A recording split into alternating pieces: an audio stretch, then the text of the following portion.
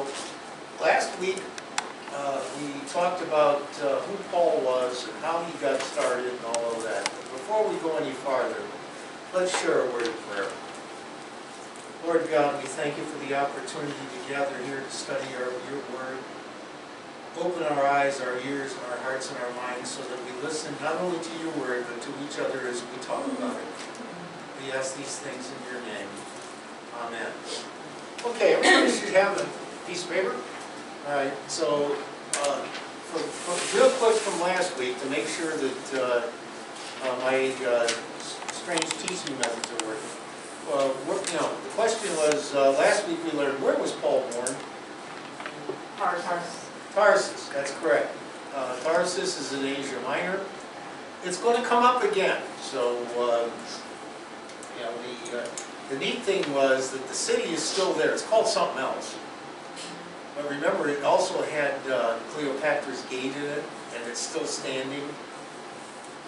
Matt Heedle, who preached here, has traveled throughout the Holy Land. He's got pictures of all these places, that he took, and it's really cool stuff. It's like, well, here's what you'd see a picture of a gate somewhere in the textbook, and he'd show up. Here's what it really looks like. So he is a fantastic teacher, and whenever I don't know anything, I always ask him. All right, so what tribe of Israel was Paul descended from?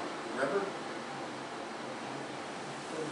Benjamin is what Benjamin, that's right. He was from the tribe of Benjamin. Remember, the 12 tribes of Israel were descended from the 12 sons of Jacob. Just as an aside, all of them had lands except one. Levites. The Levites. They were the preachers of the word, if you will. So all the priests were Levites. They were not allowed to have land, but the other tribes had to account for them. Help them. Yes. Why weren't they allowed to? What's that? Because they're only ministers, priests. Oh, so that's why they weren't allowed to have land? Yeah, they're all priests, yeah. That's they all descended from Aaron. In fact, John the Baptist's father was one of those priests. So they did not have, if you look at a map, there's only 11 territories. The Levites did not have one. What was Paul's citizenship? Yeah, he was Roman. So, come on in.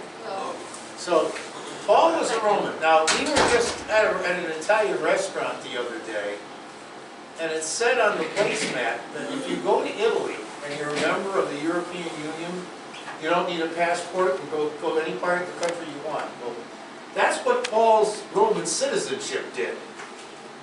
It allowed him to go anywhere in the Roman Empire without, without papers or whatever the heck they carried back then, because paper was kind of rare. Okay, so basically, he was wanting to go. He could go to anywhere from Asia Minor, from Italy, Sicily, all the way up to France if he wanted to. Okay, so Paul, we know, was a Pharisee. So how did he become a Christian? The Damascus experience. Well, yes, that's a good way of putting it. That's what they call it a lot of times today. It's like a Yeah. Damascus experience, Yeah. and people still have them. Not Well, in Damascus, but in other places. Exactly. Now, the point of the matter is, a lot of people say, well, how do you know? Well, they have verified that the letters, the other books of the Bible that appear after this, were Paul's, and Rick, come up, open the door. Were Paul's and letters. They were Paul's, and they were written by the same hand. So basically what it boils down to is all the writing is the same, the style is the same, they check the way the sentences are structured, and they were all written by the same person. They were not made up. So obviously, since Paul wrote half the New Testament, something must have happened to him on the Damascus Road. And he even admits in his own writings that something happened to him on the Damascus Road. So this is not some conspiracy cooked up by a bunch of people. There really was something going on. And the fact is, there were churches in those places where he established them. So there is a lot of truth to what we're talking about as far as Paul's missionary journey. Okay, so that's what we talked about last week. Now this week we're going to see the start of the first missionary journey. Now Paul's going to connect up with an individual named Barnabas. So the question is, who is this Barnabas character? Well, as it turns out, can I have a volunteer to read Acts 4:32 to 37? I have it. All the believers were one in heart and in mind. No one claimed that any of their possessions was their own, but they shared everything they had. With great power, the apostles continued to testify to the resurrection of the Lord Jesus, and God's grace was so powerfully at work in them all that there were no needy persons among them. For from time to time, those who owned land or houses sold them, brought the money from the sales and put it at the apostles' feet, and it was distributed to anyone who had need. Joseph, a Levite from Cyrus, whom the apostles called Barnabas, which means son of encouragement, sold a field he owned and brought the money and put it at the apostles' feet. Okay, that's good. That's it. So that's where Barnabas enters the picture. He's one that, Heather, did you give that back to me, please? He's one of the people that were the original followers. Now, you just read all of that. It's for me. What did that sound like to you?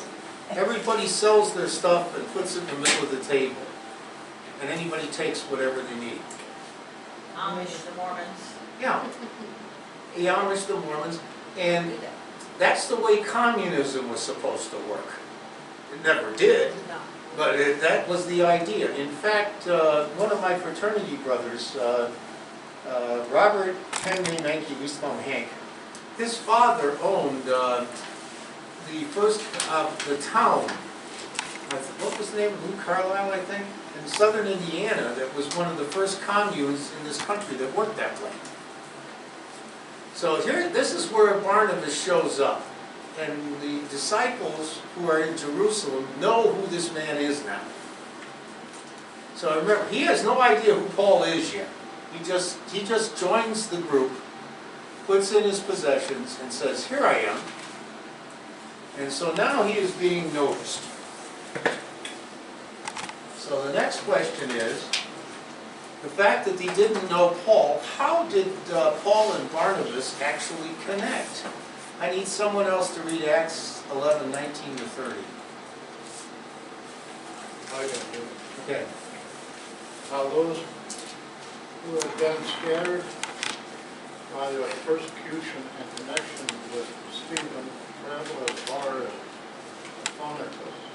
Phoenicia, Cyprus, and Antioch, telling the message only to Jews.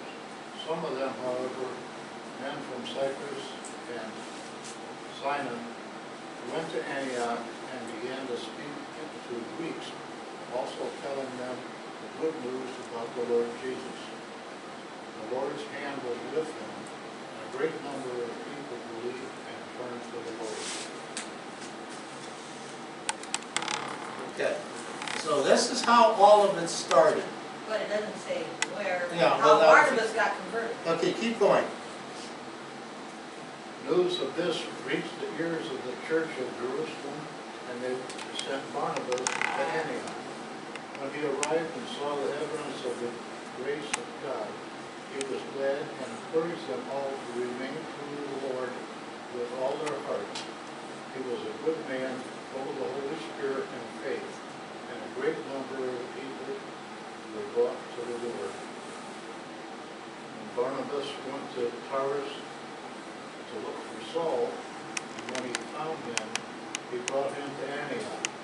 So for a whole year, Barnabas and Saul met with the church and taught great numbers of people. The disciples were called Christians first at Antioch. Okay, thank you. So Barnabas goes to Tarsus and brings Paul back with him. Okay, so in other words, remember how he got there. The original disciples sent him there, and then when they were studying together, he goes to get Paul. So somehow the word that Paul was the person for this kind of a job had gotten out. They knew who he was. I mean, if you looked at the map I gave you last week, Tarsus and Antioch are not exactly next door neighbors. It took a little while to go find him. So that's how they got connected. So now that we've gotten to that point, how were Paul and Barnabas called to be missionaries? Now remember, they just got together. They're just, you know, hey, hi, how you doing? So if one of you would like to read Acts 13, 1-3, please.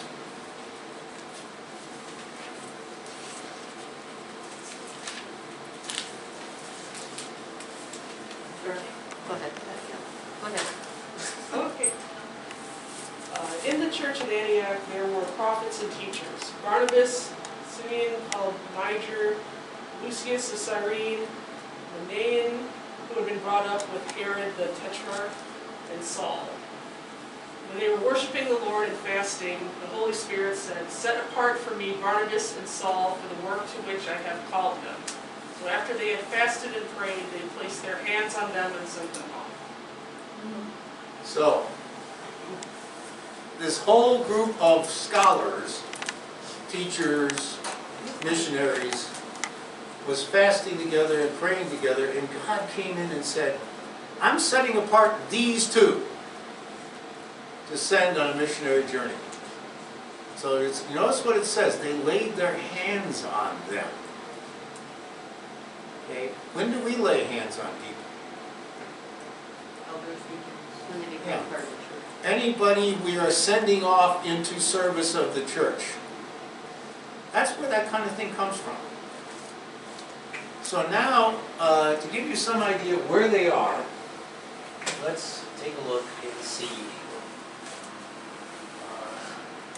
When Barnabas was converted sometime before this, they don't say where. Yeah, they just said that he just came to the first meeting of the group. Barnabas went to Tarsus to look for Paul, and when he found him, he brought him to Antioch. So for a whole year, Barnabas and Paul met with the brethren and taught great numbers of people. Paul soon learned that an apostle's life is little different from a shepherd's, since a shepherd must be able not only to withstand loneliness, but to be far away from any kind of social life of the towns and cities. The shepherds of these lands are mentioned many times in the Bible. The Lord is my shepherd, I shall not want.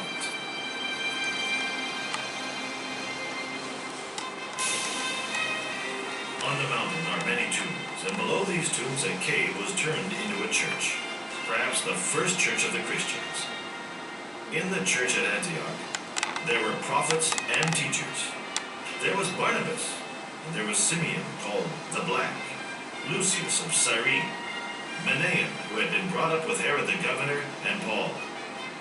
While they were worshiping the Lord and fasting, the Holy Spirit said, "Set apart for me Barnabas and Paul, for the work to which I have called them." So after they had fasted and prayed, they placed their hands on them and sent them off. Okay, so sent them off. Now the question is, where are they going to go?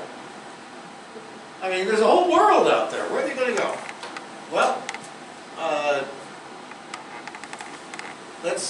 can I have someone read Acts 13, 4-12?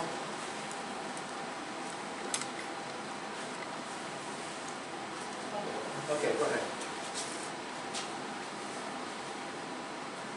Two of them sent on their way by the Holy Spirit went down to Seleucia and sailed there to Cyprus.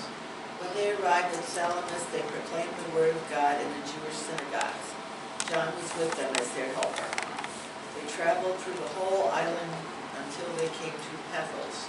There they met a Jewish sorcerer and falsely prophet named Bar-Jesus, who was an attendant of the proconsul Sergius Paulus. proconsul, an intelligent man sent from Barnabas and Saul because he wanted to hear the word of God. But Elmaeus the sorcerer, that is what his name means, opposed them and tried to turn the proconsul from the faith. Then Saul, who was also called Paul, filled with the Holy Spirit, looked straight at Elmaeus and said, "You are a child of the devil and an enemy of everything that is right. You are full of all kinds of deceit and trickery.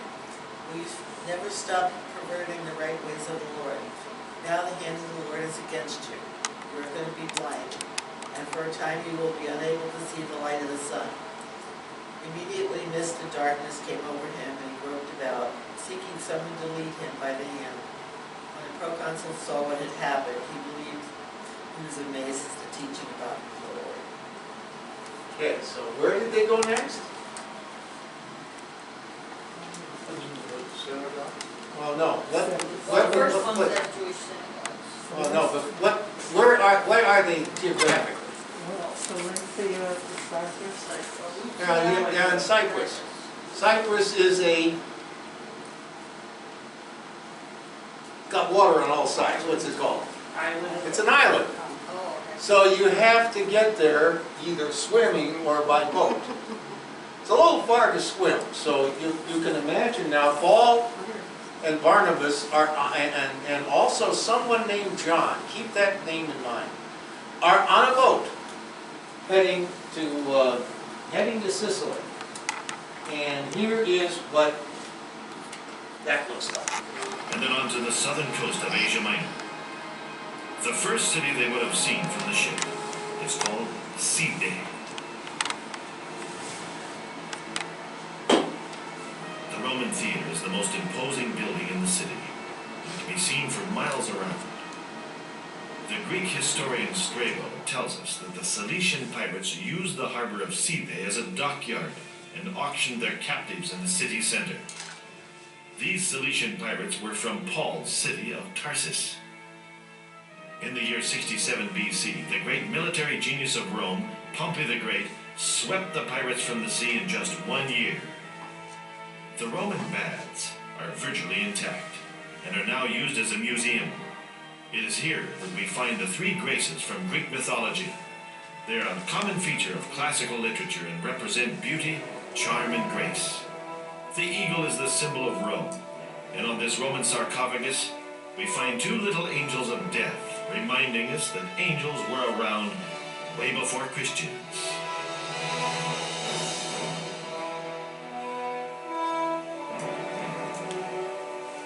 The next city along this coast is called Aspendus, and it possesses the most perfectly preserved theater in the Roman Empire. You can almost see the 20,000 Roman citizens sitting here in the Cavea, enjoying the Greek plays of Aeschylus, Euripides, Sophocles, and Aristophanes. The structure we see here is called skene, and from this structure we get the word scene. A huge canvas awning was suspended over the spectators to protect them from the brilliant sun, as plays were attended during the day, usually from morning to dusk. Comedies and tragedies performed by traveling troupes of actors entertained the Greco-Roman cities of Asia Minor for over 700 years. Through the centuries, theaters became more and more beautiful.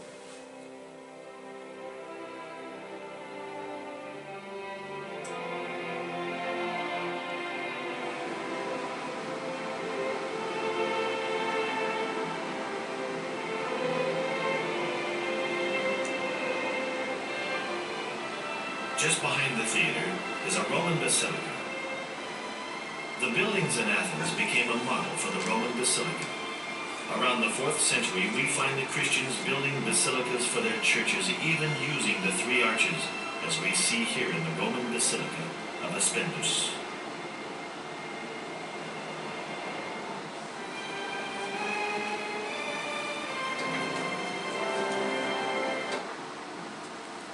So the first stop on the first missionary journey is the island of Cyprus. There are the city on the eastern end and the city on the western end. He describes what they look like. What do you think of those theaters? put in how many people were able to be there at one time. 20,000 people in one theater. How did they hear what was being in the play? That's a good question. I'm not quite sure myself.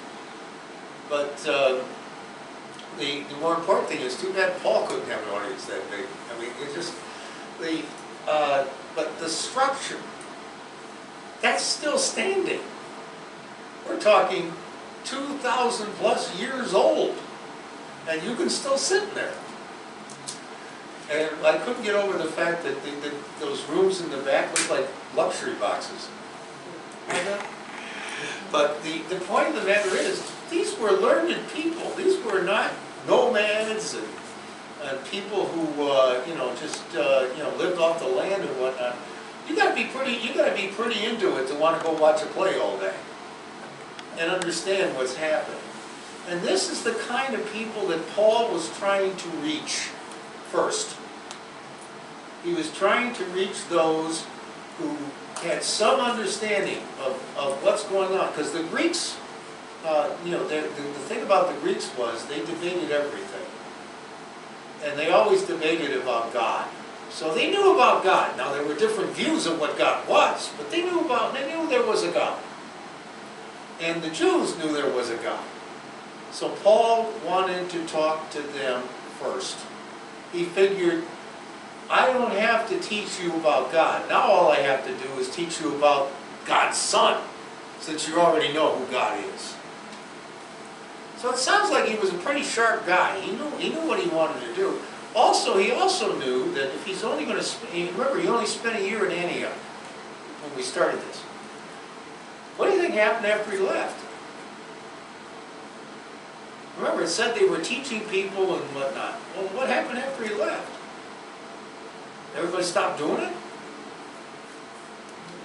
Paul also was smart enough to recognize people who he could put in charge as he moved on.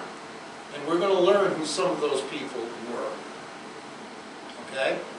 But so Paul has got a vision in his mind now. He's got a game plan. And when you stop and think about it, it's a pretty logical one.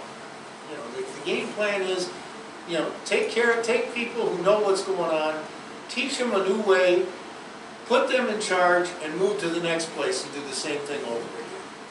That had to have been a pretty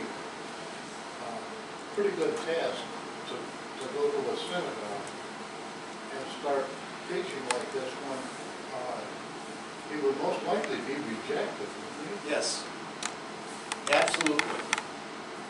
Okay. Now remember, it said John was with them. Remember that? Now, who is this John character? Would somebody please read Acts 12, 24 to 25? I will. Okay. But the word of God continued to increase and spread. When Barnabas and Saul had finished their mission, they returned from Jerusalem, taking with them John, also called Mark. Isn't it the Mark and Exactly. They changed their names on all these things, huh? Well, no, he was known as John Mark. Yeah, John Mark. Oh, okay. And because you already had a Gospel of John, they couldn't have Gospel of John and Gospel of John, so they made it Gospel of Mark and Gospel of John. And because John Mark went with them, he gets into some issues. All right. So then the next thing is I need someone to read Acts 13 to 14.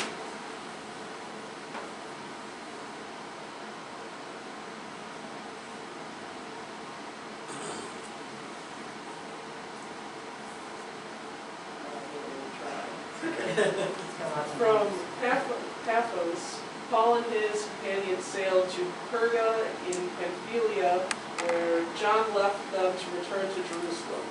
From Perga they went on to Pisidian Antioch. On Sabbath they entered the synagogue and sat down. Okay, so John was with them for a while. Then he goes back home. Keep this in mind because next week it's going to have a major impact on what happens next. So here's where Paul and Barnabas are going to end up. So hold on a second, let me go over here.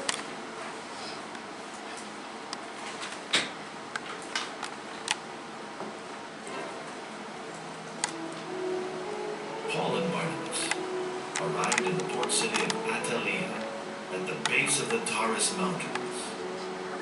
Today, this city in southern Turkey is called Antalya and is one of the more beautiful and picturesque settings in all of Asia Minor. They made a journey of 160 miles to Antioch in Pisidia, and Paul arrived exhausted, suffering a severe illness, probably malaria.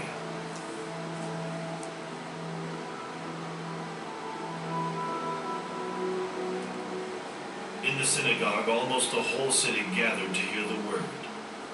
When Paul saw the envy and hostility in the crowd, he made the decision to turn to the Gentiles. Great persecution was stirred up against Paul and Barnabas, and they were expelled from the city and the region. So they shook the dust from their feet in protest against them and went to Iconium. And the disciples were filled with joy. Okay. I'm going to read the last one, because this right here is what I hope we understand is happening. You mentioned about the synagogue. That had, you heard that they went there and sat down. Remember I told you that people who taught in a synagogue sat down. Everybody else was standing. By the way, that's what happens in the Serbian Orthodox Church today. Everybody stands. There's no pews. There's railings so you can hang on. So it's not all that uncommon. It's just we don't like that idea for the simple reason that when we had the Puritans and they spoke for 4 hours, I didn't want to stand up for 4 hours and listen to them. Anyway, so here is Paul in a second Antioch. It's called Antioch of Persia. It's on your map. So there's two Antiochs, the one he started from and the one he ended up in. And here is what occurred.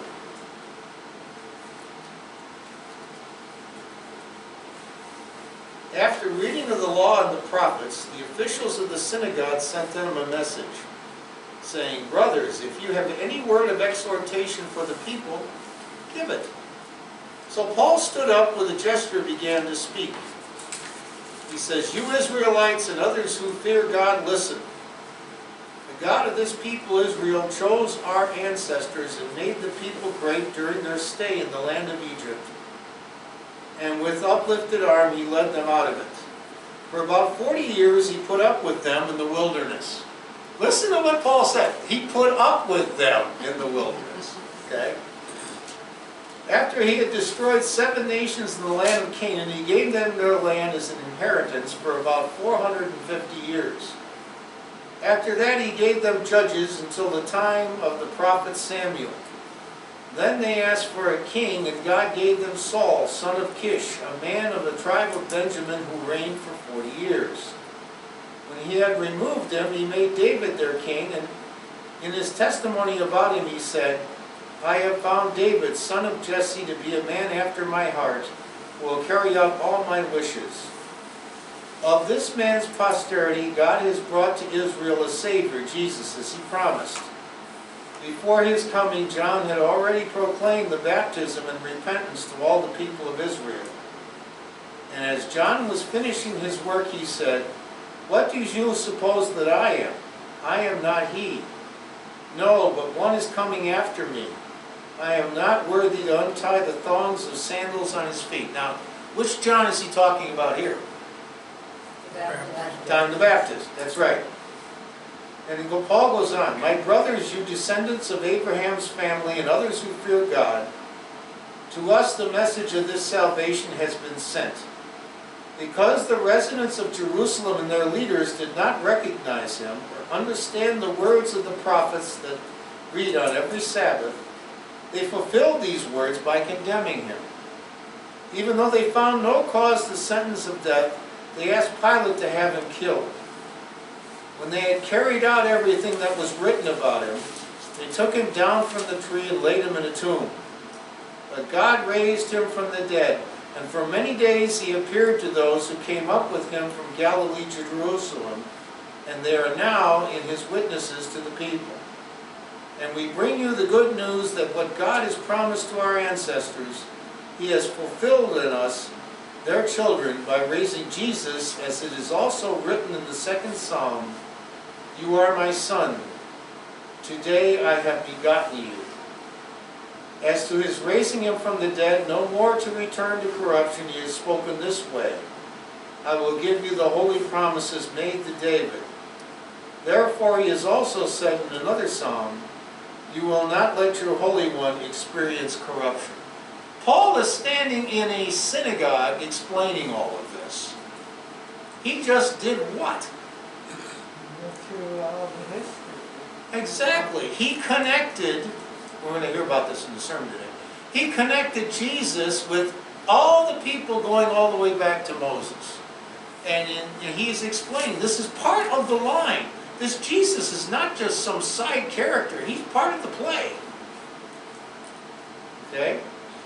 Now he goes on to say, "For David, after he had served the purpose of God in his own generation, died, and was laid behind his ancestors, and experienced corruption.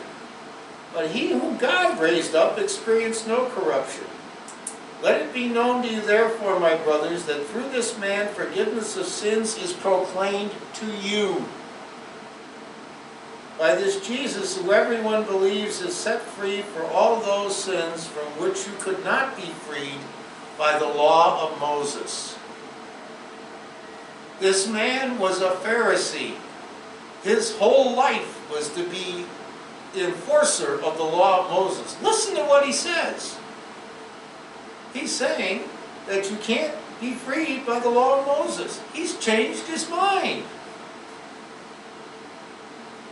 You talked about the Damascus experience. There it is.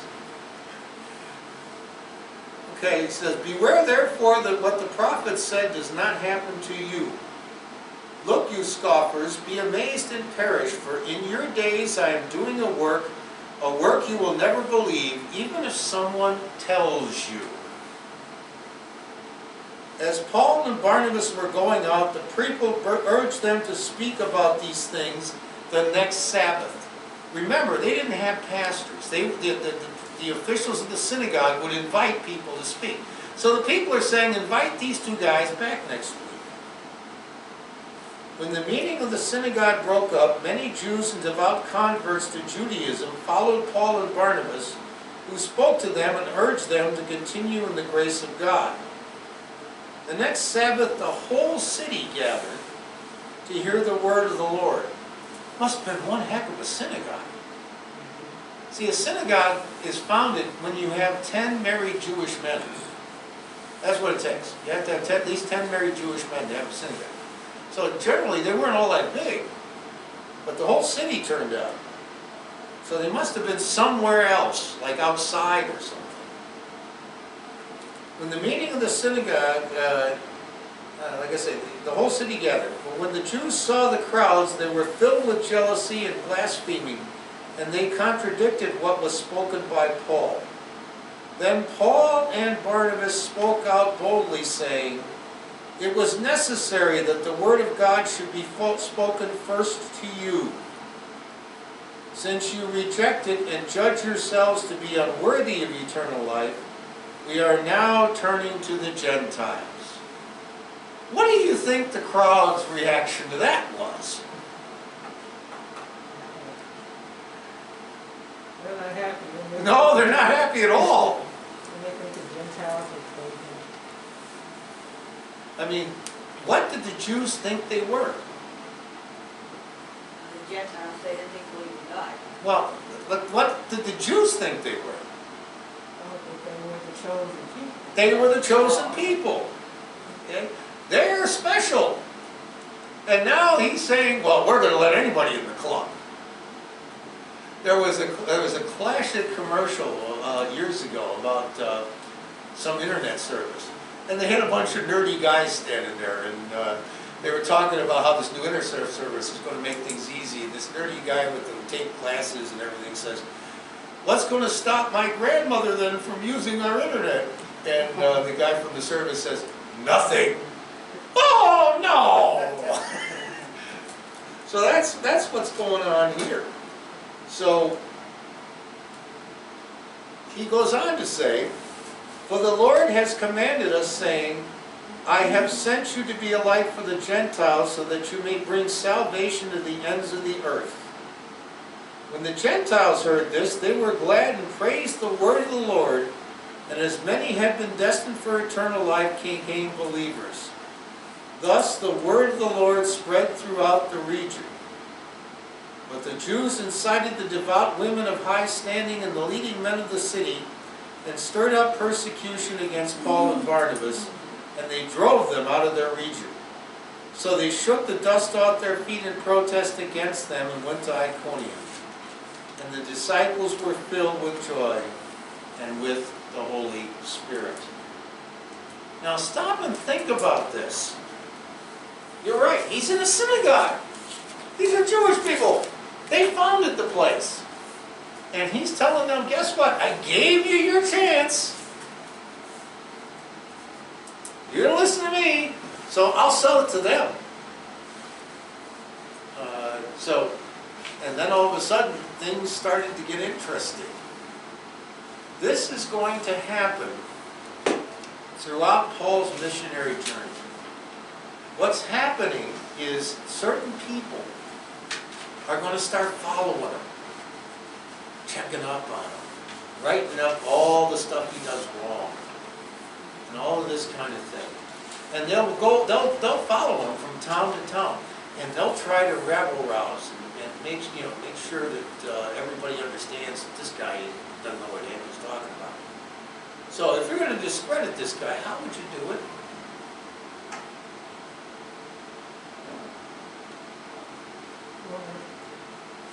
Don't they do it the same way that they did it with Jesus? They go from what the law is and that can compare to what Paul's saying, that he's not following the letter of the law down to the nth degree. Exactly. What they would do is they would say, this guy was a Pharisee. He followed the law. Now he's telling us the law is no good. He must be out of his mind. What's that malaria he's got, or whatever that disease is causing him to go goofy. Okay? That's what they're going to do. They're going to try to discredit him that way. So now the question is, you're Paul, and you know that's coming. How do you react? Go back to what they know. What we did, like what we have read, goes back to their history, what they believe, and kind of shows how it all converted. Exactly. Now, in order to make the speech he made, what about his past just showed up? Who did he study under? Yeah, Gamaliel. This man studied under a rabbi, and their purpose was to teach them the history of the people. Remember, they didn't have books. It all had to be up here. I mean, in the synagogue, there was only one set of scrolls. Now, everybody didn't have a Bible at their seat. So there was somebody who was responsible for taking care of those scrolls and make sure nobody touched them except the people who were supposed to. Paper was very, very expensive. And as a result, you didn't just write things down and throw them in the trash can. So all the learning was done through repetition. And it took a long time. So Paul already knew all of this stuff. So now that he knows all of this stuff, you pointed this out correctly. He's now putting the pieces together. Okay? How many times do we just read him quoting from something? 3 or 4. I mean, the man knew off the top of his head what the psalmist said. Okay? I want somebody, you know, from memory to recite Psalm 87.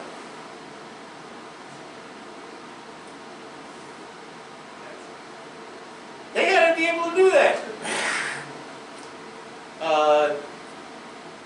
That's also, if you read Matthew's book, Matthew's gospel refers to past scripture something like 62 times in cases where an event happened, and he said, well, that's because it was foretold here. So that was what the power that Paul had. He had the knowledge of the history, he had the knowledge of the law, and now he had the knowledge of Jesus, and was able to respond no matter where he got attacked. You're beginning to see why God chose this man, out of all of them he could have picked, to do this job. I mean, let's look at it. I mean, if you just look at the the resume that you would want, he's got it now. He's studied the law. He's studied the history. He's a Roman citizen. Go anywhere he wants. He's he's zealous. There's no question about that. I mean, he's a zealous guy. He's gonna go after it.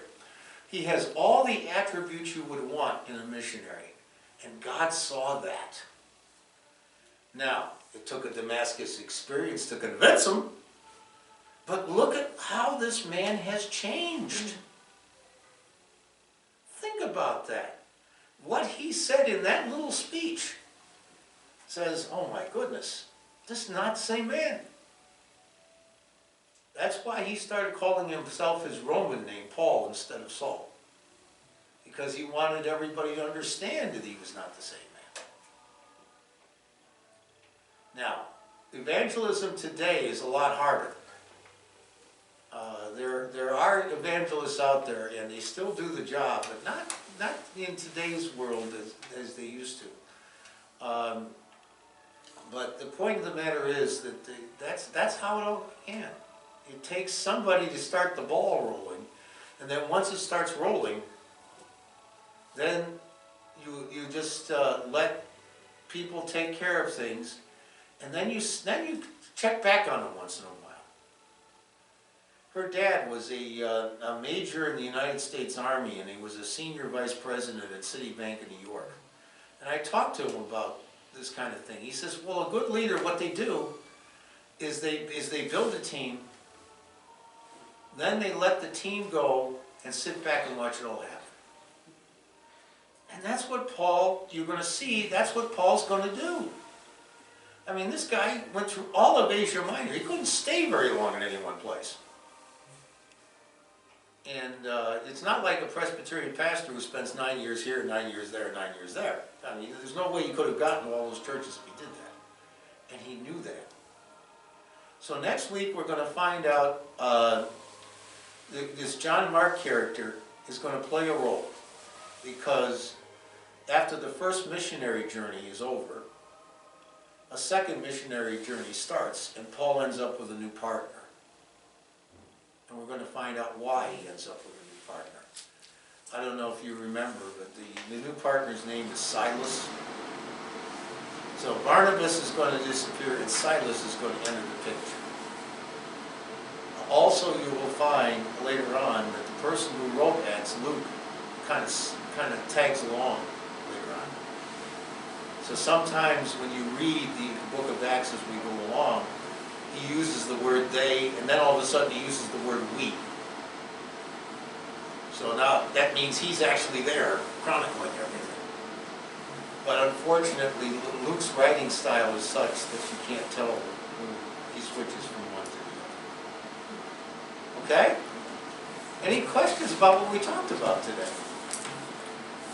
This is not exactly about that, but, okay, you said Paul studied under a rabbi, Yes.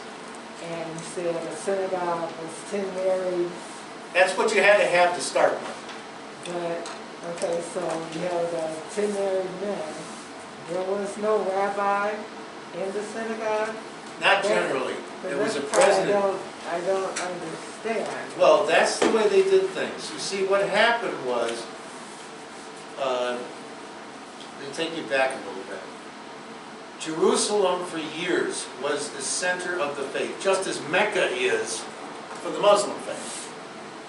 So all things went through that city. All the Jews had to go back to that city for, festivals and whatnot. In fact, there were rules that all Jewish males had to attend at least one of the festivals every year. So all these people would come from all over the place, and the population of Jerusalem would like triple every time they'd have one of these. Well, that's fine. Problem was, the Romans came in and burned the city down. So now what do? You can't go back to Jerusalem, so they decided to start setting up these synagogues in all the cities wherever they had moved to. And as I said, there's a president of the synagogue who may or may not have been a rabbi, who was responsible for the running of the place. The synagogue was more like a school and a library than it was a church. It was a learning center. So there were elders who taught during the week. So all the students would come in, it'd be like Catholic school. All the students came in during the week and learned things. And then there was the library, the limited library they had, where you could go and read scripture and things like that. So because of all these synagogues all over the place, they couldn't all have rabbis yet. Again, like you say, it reminds me of the Catholic Church years ago, before I was even born. If you had enough Catholic families, then you had Catholic Church, another Catholic families, another Catholic Church, another Catholic Church, another Catholic Church. They're all over. Now they're all closing and not working well. Well, that's because most of the time when the Catholic Church was founded, it spoke the mother tongue. Every parish spoke a different, The ethnic, there's Polish, there's Slovenian, Croatian. Exactly. So Yeah, and they've all moved out to the south. now, if you go down the Jennings Freeway to Harvard Avenue and go to the right, St. Barbara's is there, and 11 o'clock you can get a service in Polish. But it's actually more like what the Methodists did. The Methodists had what they called circuit riders. They were like Pony Express people. And they would just take off. All they had was a Bible and a couple other things in their saddlebag. And they would go from town to town, establish churches, and then they would take a big circle and come back every so often and see how they were doing. So because of that, the Methodists didn't have a whole lot of trained ministers out there. So they used a lot of lay people. The Presbyterians, on the other hand, never bought into that philosophy. So that's why there's more Methodists than there are Presbyterians. Presbyterians, you had to go to seminary, even in 1802 or whatever. So as a result, they grew a lot faster than we did. But it's the same situation. Eventually, pastors got there. So each synagogue, like I was thinking, so when you go to the Vaults Museum, they have a room that has all the scrolls and stuff in there. Their Bible is the Torah, right? Yes. Okay, but each synagogue had its own Yes. Torah, and instead of, Right. say, imitation scrolls. Well, basically, they have a set of scrolls that that were based on what they call the Pentateuch, which is the Torah. That's the first 5 books of the Bible. And as I said, there is a person who is, I don't know what, employed or volunteers or however, that is the master of the scrolls. It was their job to make sure that nothing ever happened to them, because they were very expensive. And as a result, when someone would preach, they would sit down and this attendant would bring them the scroll to preach from. And then they would take it back and put it back. Yeah, so also the other thing, I wish Dr. Peel was here. They did, when they wrote these things, imagine trying to read this way. Remember, they read backwards. They read from one end to the other. There was also no punctuation, no capital letters. So all the characters were just kind of squashed together. Again, paper was expensive, so they couldn't afford to, to put indented lines and everything. So whoever was reading had to know where the sentences ended and where, if there was a period or an exclamation point or a question mark or whatever. So those scrolls were very, very, shall we say, protected. And now you know why. Apparently in Alexandria of Egypt, there was a whole bunch of Jews that wrote these things. Kind of like what the brothers in the monasteries did in the Middle Ages. They would copy the Bible from one person to another. And, well, that's what they were doing. So that's where those scrolls were coming from. Places like that. But yes, you're right. They didn't always have a rabbi. A rabbi was a wandering teacher in those days. And that's all a rabbi means, is teacher. In fact, Jesus was called rabbi on several occasions. So basically, that's how the synagogue was founded. They didn't have any other choice. They couldn't go back to the mother church. It wasn't there anymore. So they had to come up with a way to spread the faith throughout. And all of these towns had these synagogues, and that's why Paul went there, because he knew that the people who were worshiping there were already devout Jews and already knew who God was. Next week, if you want, I got some information on synagogues, and I can. No, it's just. But like I said, we can. I can explain to you how that all worked. It's not like a church that we would know. As I said, it was more like a 7-day thing. Where there was always something going on, and worship was always on the Sabbath, and it was not like I have a minister that I call. It's whoever they could find to preach that day. Excuse me. And they supposedly knew who to talk to. And that's why Paul had easy access, because they needed someone. Exactly. He knew how to get into a synagogue. Remember, Jesus preached at a synagogue more than once. And he did one time in his hometown. They wanted to take him outside and kill him based on what the message he gave. So the bottom line for this week is, this guy is now, instead of going this way, he's going this way. He's a completely changed man. And that law he spent his entire half-life learning, to him is now useless. Okay? Now let's go hear him sing.